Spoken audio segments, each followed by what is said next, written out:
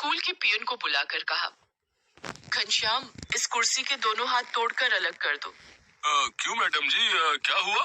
इसके दोनों हाथ मुझे चुभते हैं, मुझे ठीक से बैठने नहीं देते। घनश्याम कुर्सी के दोनों हाथ छूकर देखता है और कहता है, इन्हें तोड़ने में ज्यादा मेहनत नहीं करनी पड़ेगी। आपके वजन के भार से ये पहले ही हिलने लगी है, ये देखिए। घनश्याम कुर्सी के दोनों हाथ हिलाकर प्रतिभा को दिखाता है और एक ही झटके में उन्हें तोड़ देता है। ये लीजिए मैडम जी, ये तो अलग हो गए। अब आपको परेशान नहीं करेंगे, आप आराम से बैठिए। घनश्याम ने इसलिए प्रतिभा की कुर्सी के दोनों हाथ तोड़कर अलग कर दिए थे ताकि प्रतिभा कुर्सी में समा सके। उस दिन जैसे ही वो क्लास में पहुंची, उसने देखा कि ब्लैक बोर्ड पर किसी बच्चे ने हम्टी डम्टी की तस्वीर बना दी थी। बच्चे उसे मजाक में हम्टी डम्टी मैडम कहकर उसका मजाक उड़ाते थे। ब्लैक बोर्ड पर हम्टी डम्टी की तस्वीर देखकर प्रतिभा भड़क जाती है। वो गुस्से में बोली, ये हम्टी डम्टी की तस्वीर किसने बनाई है? किसी बच्चे ने कोई जवाब नहीं दिया। प्रतिभा ने डस्टर से हम्टी डम्टी की तस्वीर मिटा दी। प्रतिभा जानती थी कि उसके मोटापे की वजह से बच्चे उसका बहुत मजाक उड़ाते हैं, लेकिन फिर भी वो अपना मोटापा कम नहीं कर पाती थी, क्योंकि उसे खाने का बहुत शौक था। वो ज्यादातर फास्ट फूड खाया करती थी। स्कूल आने से पहले वो आलू के पराठे खाकर आती थी। लंच में वो मैगी जरूर खाती और स्कूल की छुट्टी के बाद गोलगप्पे, मोमोज और बर्गर खाना उसका पसंदीदा काम था, जिससे उसका वजन दिन पर दिन बढ़ता जा रहा था।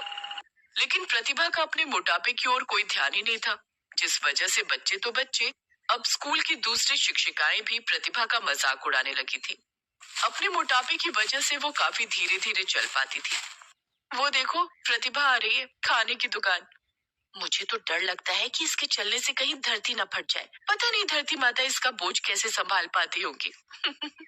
प्रतिभा जानती थी कि स्कूल की दूसरी शिक्षिकाएं भी उसके मोटापे का मजाक उड़ाती हैं, लेकिन फिर भी वो अपना मोटापा कम करने के लिए कुछ नहीं करती थी। एक दिन स्कूल में टीचर्स डे पर खास कार्यक्रम का आयोजन किया गया था। कॉमन रूम में बैठकर सभी शिक्षिकाएं आपस में बातें कर रही थी। मैं तो डिजाइनर साड़ी और पेंसिल हील सैंडल पहन कर आऊंगी। मैं तो लहंगा पहनकर आऊंगी और हाई हील पहनूंगी। सभी शिक्षिकाएं इस तरह से अपना लुक तैयार कर रही थी। प्रतिभा ने भी सोचा, मैं भी डिजाइनर साड़ी और पेंसिल हील सैंडल पहन कर आऊंगी। मैं भी इनकी तरह खूबसूरत दिखूंगी। हालांकि प्रतिभा ने ना तो कभी डिजाइनर साड़ी पहनी थी और ना ही पेंसिल हील सैंडल, लेकिन सुंदर दिखने की चाहत में उसने टीचर्स डे के दिन डिजाइनर साड़ी और पेंसिल हील सैंडल पहनने की ठान ली। उसी दिन शाम को वो बाजार जाकर अपने लिए डिजाइनर साड़ी और पेंसिल हील सैंडल खरीद लेती है और टीचर्स डे के दिन वो उन्हें पहनकर स्कूल जाती है। सभी बच्चे उस दिन स्टेज शो करते हैं और शो के बाद अनाउंस करते हैं कि आप सभी मैम से अनुरोध है कि आप सभी स्टेज पर आए और रैंप वॉक करें। अनाउंसमेंट सुनकर सभी शिक्षिकाएं स्टेज पर आ जाती हैं। प्रतिभा भी स्टेज पर आती है। सभी शिक्षिकाएं रैंप पर कैटवॉक करने लगती हैं, लेकिन प्रतिभा जब कैटवॉक करने लगती है तो वो अपने मोटापे के कारण हाई हील सैंडल नहीं संभाल पाती है और स्टेज पर धड़ाम से गिर जाती है। ये सब देखकर सभी बच्चे जोर जोर से हंसने लगते हैं। प्रतिभा को बहुत बुरा लगता है। तब स्कूल की प्रिंसिपल प्रतिभा को उठाती है और सभी बच्चों को डांटकर चुप करा देती है। दूसरे दिन प्रतिभा जब स्कूल आती है और बच्चों को पढ़ाने के लिए क्लासरूम में जाती है तो देखती है कि किसी बच्चे ने ब्लैक बोर्ड पर हम्टी डम्टी की तस्वीर बनाई थी, जो कि जमीन पर गिरा हुआ था।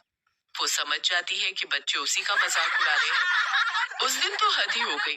किसी बच्चे ने गोदाम में पड़ी पुरानी कुर्सी लाकर प्रतिभा के टेबल के पास रख दी। प्रतिभा जैसे ही कुर्सी पर बैठी, कुर्सी टूट गई और प्रतिभा फिर से जमीन पर गिर गई। इस बार उसे ज्यादा ही चोट लग गई थी। वो दर्द के मारे चीखने लगी। उसकी आवाज सुनकर स्कूल का पियून घनश्याम दौड़ कर आया। क्या हुआ मैडम जी, आपको चोट तो नहीं लगी? मैं उठ नहीं पा रही हूँ, मेरी कमर में बहुत दर्द हो रहा है। घनश्याम ने सहारा देकर प्रतिभा को उठाने की कोशिश की, लेकिन ज्यादा भार होने के कारण वो प्रतिभा को नहीं उठा पाया। उसने आवाज लगाकर दूसरे पियून को भी बुलाया। अरे रमेश, सुरेश, बिज्जू, अरे जल्दी से 9वीं कक्षा में आओ। अरे प्रतिभा मैडम को चोट लग गई है। सभी भागकर 9वीं कक्षा में आए।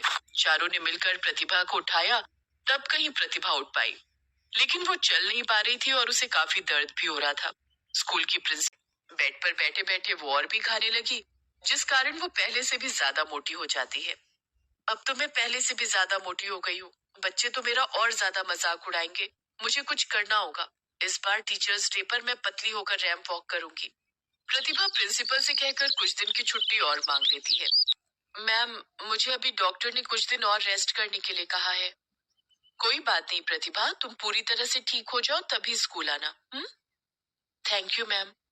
प्रतिभा दूसरे दिन ही योगा क्लासेस ज्वाइन कर लेती है और अपने योगा टीचर से कहती है, मुझे जल्दी से जल्दी पतला होना है। आप कोई ऐसा योगा बताइए जिससे मेरा वजन जल्दी कम हो सके और मेरा फिगर सुंदर हो जाए।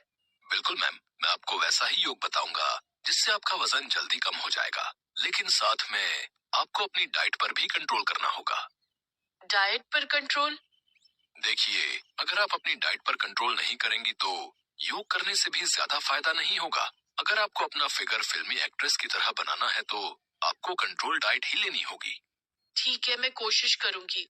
उस दिन से प्रतिभा योगा क्लास करने लगी और अपने योगा टीचर के बताए हुए डाइट को फॉलो करने लगी। लगभग 1 महीना बीत जाने के बाद प्रतिभा ने अपना वजन थोड़ा बहुत कम कर लिया था। 1 महीने बाद जब वो स्कूल पहुंची तो उस दिन भी बच्चों ने उसका मजाक उड़ाते हुए ब्लैक बोर्ड पर लिख दिया था कि वेलकम बैक हम्टी डम्टी। प्रतिभा ने कुछ नहीं कहा, सिर्फ अपने आप से बोली, बहुत जल्द मेरे सर से हम्टी डम्टी का टैग भी हट जाएगा। अब प्रतिभा पहले से ज्यादा मेहनत करने लगी।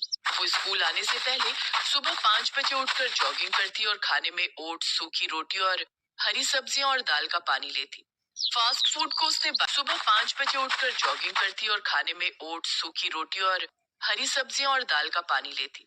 फास्ट फूड को उसने बाय बाय बोल दिया था। एक दिन स्कूल खत्म होने के बाद गोलगप्पे वाले ने उसे आवाज लगाई। अरे प्रतिभा मैडम। हाँ भैया, बोलो कैसे हो? मैं तो ठीक हूँ मैडम, लेकिन लगता है आप हमारी दुकान का रास्ता ही भूल गई है। आजकल गोलगप्पे खाने नहीं आती। हाँ भैया, अब मैंने ये सब खाना छोड़ दिया है। मैगी के स्टॉल लगाने वाले भैया ने भी कहा। प्रतिभा मैडम, मैगी से कोई नाराजगी हो गई क्या? नहीं भैया, मैगी से कोई नाराजगी नहीं है, बस अपना वजन थोड़ा कम करना है। मोमो वाला भी प्रतिभा की ओर टकटकी लगाए देखते रहता है, लेकिन प्रतिभा ने अब ये सब खाना छोड़ दिया था। अब स्कूल की छुट्टी होते ही प्रतिभा सीधे योगा क्लास पहुंच जाती और योगा करती। कुछ दिनों के बाद स्कूल में गर्मियों की छुट्टियां हो गई। वजन कम करने के लिए मुझे अब और वक्त मिल गया है। इस 1.5 महीने में मैं अपना वजन काफी घटा लूंगी। गर्मी की छुट्टियों में प्रतिभा ने खूब पसीने बहाए और खूब जॉगिंग की, रनिंग की और योगा किया। वजन घटाने के लिए वो घर में झाड़ू पोछा भी खुद करने लगी। 1.5 महीने के बाद जब स्कूल खुला तो सभी बच्चे, शिक्षिकाएं और प्रिंसिपल सभी प्रतिभा का फिगर देखकर हैरान थे। प्रतिभा काफी पतली हो गई थी, या यूं कहें कि वो कामिनी काया की मालकिन हो गई थी। बच्चों ने ब्लैक बोर्ड पर बनाई हुई हम्टी डम्टी की तस्वीर मिटा दी। प्रतिभा के लिए अब नई कुर्सी आई जिसमें कुर्सी के दोनों हाथ सही सलामत थे। लगभग 1.5 महीने के बाद फिर से टीचर्स डे का दिन आ गया। इस बार भी स्कूल में कार्यक्रम था। इस बार भी प्रतिभा ने डिजाइनर साड़ी और पेंसिल हील की सैंडल पहनी थी, लेकिन इस बार वो सबसे सुंदर लग रही थी। अब वो पहले की तरह धीरे धीरे नहीं चलती थी। पेंसिल हील में उसने स्टेज पर कैट वॉक किया, जिसे देखकर सभी बच्चे मंत्रमुग्ध हो गए। प्रतिभा को बेस्ट ब्यूटीफुल फिगर का अवार्ड भी दिया गया। बच्चों ने प्रतिभा से माफी भी मांगी। प्रतिभा ने सभी बच्चों को गले से लगा लिया और हंसते हुए बोली, वैसे हम